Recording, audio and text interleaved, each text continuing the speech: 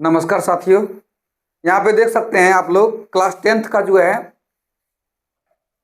Graph विधि से हल करने के लिए मैं आज बताने वाला हूँ। यहाँ पे देखिए क्या है कि दो चर वाले रैखिक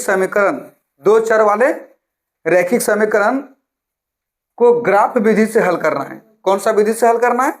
ग्राफ विधि से। तो यहाँ पे देखिए कि सवाल क्या कह रहा है कि सवाल है x प्लस वाई बराबर 10।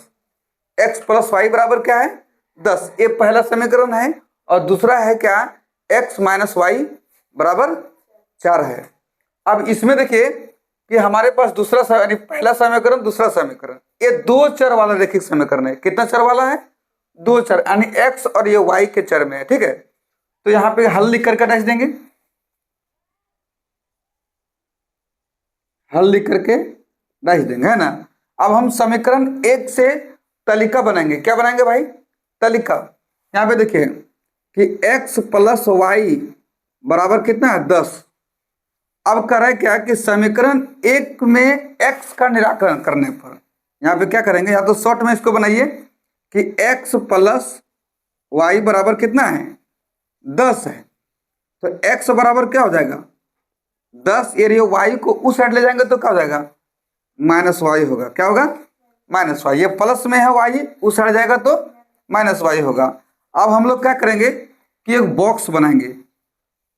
बॉक्स यानी इसको तालिका बोलते हैं। इसके बिना आपका ग्राफ नहीं होगा। यहाँ पे देखिए, यहाँ पे क्या है? x है, ये y। अब यहाँ पे क्या है कि y का मान आप 1 से लेकर के 10 के बीच में आप कोई भी संख्या रख सकते हैं, है ना। जैसे मान लीजिए कि y बराबर हम रख लिए 6। क्या रख लिए? 6। अब हम यहाँ पे क्या करेंगे कि x बराबर हम निकालेंगे तो 10 माइनस 6, y की जगह में क्या है? 6। तो 10 में से 6 जाएगा तो कितना बचेगा? 4 होगा। तो यहाँ x बराबर कितना आ गया? 4। अब यहाँ 6 के जगह पर 5 भी रख सकते हैं, 8 भी रख सकते हैं, 10 भी रख सकते हैं, है ना, 0 भी रख सकते हैं। अब यहाँ एक हल इसका निकालें। एक दूसरा हल भी हमें ज्ञात करने के लिए क्या करेंगे कि y का वैल्यू मान रख दिया 5। क्या रख दिए? 5। तो अगर y के जगह में 5 को रखेंगे तो 10 में से 5 जाएगा तो क्या आएगा? x बराबर 5 आएगा। देखिए, अगर हम इसी में x क्या है कि x बराबर 10 माइनस वाई, तो यहाँ पे 10 देंगे, y की जगह में क्या रखें? 5। तो कितना पे आएगा मेरा? 5 आएगा, यानी x बराबर कितना है? 5। ये बॉक्स आपका बन गया एक समीकरण का। एक समीकरण का ये जो है वो तालिका तैयार हो गया और दूसरा समीकरण का तालिका इसी प्रकार तैयार करना है। अब क्या करेंगे? अब समीकरण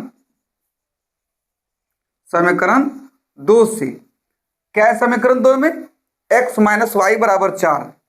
x माइनस वाई बराबर क्या है? 4। तो x बराबर क्या होगा? 4। ये y माइनस में है, उस साइड करेंगे तो क्या हो जाएगा? प्लस में y होगा। अभी बॉक्स को बनाइए। एक क्या है? तालिका बनाएंगे, यहाँ पे x और यहाँ y।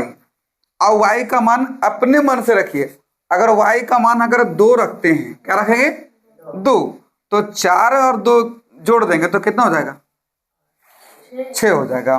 अब क्या है कि y हम मान लिए 2 है, तो अगर y का वैल्यू 2 रखेंगे तो 4 यहाँ है, तो 4 और 2 कितना हो जाएगा? 6 हो जाएगा। अब यहाँ क्या है कि y का मान अगर हम मान लेते हैं 3। क्या मान लेते भाई? 3। तो 3 है यहाँ और यहाँ 4 है, तो 4 और 3 कितना हो जाएगा? 7। ये आपका समीकरण दूसरा का तालिका बन गया। अब हमें क्या करना है?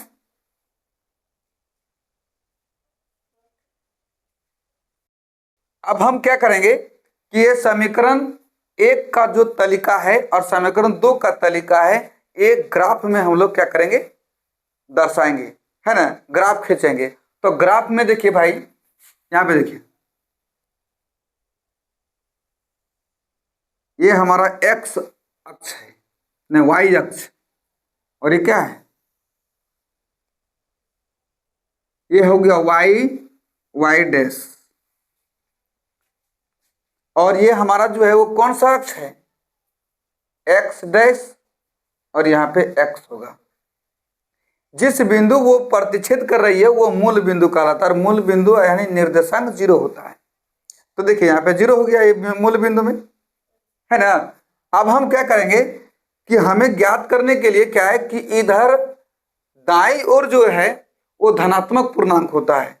दाईं ओर क्या होता है? धनात्मक पूर्णांक। 1 2 3 4 5 6। कोई दिक्कत नहीं ना। अब इसका लेफ्ट साइड जो रहेगा वो ऋणात्मक पूर्णांक होगा। -1 -2 -3 -4 -5। अब यहां पे क्या है कि जो ऊपर होगा वो धनात्मक होगा और नीचे क्या होगा? ऋणात्मक। यहाँ पे क्या हो जाएगा? इसको आगे बढ़ा दीजिए। यहाँ हो जाएगा 1 2 3 4 5 6 7 और अनंत ले सकते हैं। इधर ऋणात्मक होगा। -1 -2 -3 -4। अगर इसमें गड़बड़ आपको लगे तो क्या करना है कि इसको याद रखना है, L। इसे नहीं लिखते हैं L, इसी प्रकार लिखते हैं। तो ये जो L है इस तरह से देखिए, L है, ये धनात्मक होगा, बाकी क्या होगा? ऋणात्मक पूर्णांक, है ना। अब ये समीकरण 1 से हम लोग उठाएंगे। कहां से उठाएंगे? समीकरण 1 से। तो समीकरण 1 में जो है वो x बराबर 4 है। x बराबर कितना है? 4। तो चलिए x ये हमारा y डैश है, तो x की जगह में 4 कहाँ है? देखिए है x बराबर कितना है? 4 और y बराबर कितना है? 6 है। देखिए यहाँ पे 6। अब इसको मिला दीजिए, इसको मिला दीजिए आप। मिला दिए। अब क्या करना है कि y 5 है और x भी 5 है। ये y कितना है? y 5 और x कितना है? 5। इसको मिला। अब ये दोनों जो पॉइंट बिंदु जो हुआ, जो बिंदु है, स्केल रख करके क्या करेंगे भाई? खींच दिए रेखा। ये कौन सा समीकरण का बना? ये कौन सा समीकरण का? x + y बराबर 10। x + y बराबर 10। अब हम ये समीकरण जब तैयार कर रही है, इसका बन गया। और दूसरा समीकरण से आइए, दूसरा समीकरण का तरीका यानी y बराबर कितना है मेरा? y बराबर 2 है। y बराबर कितना है? 2। तो y में देखिए यहाँ पर 2 है और x बराबर कितना है? 6। अब देखिए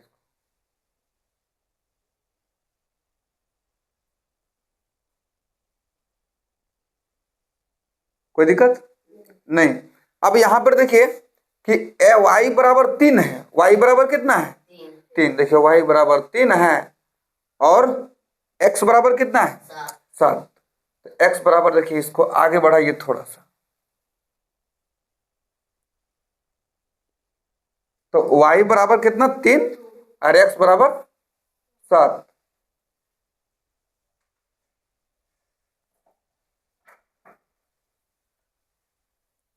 हो गया। अब इसका बिंदु देखिए, इसका बिंदु मेन बिंदु ये था, इसका मेन बिंदु ये, और इसको मिला दीजिए। अब यहां पे क्लियर आपका हो गया कि देखिए भाई कि ये y बराबर कितना है? y बराबर 10। ये दोनों रेखाएं जिस बिंदु पर प्रतिच्छेद करेगी उसको ध्यान से देखना है। यहाँ पे प्रतिच्छेद किया, अभी प्रतिच्छेद बिंदु में ये जो है यहाँ देखना है y बराबर कितना है?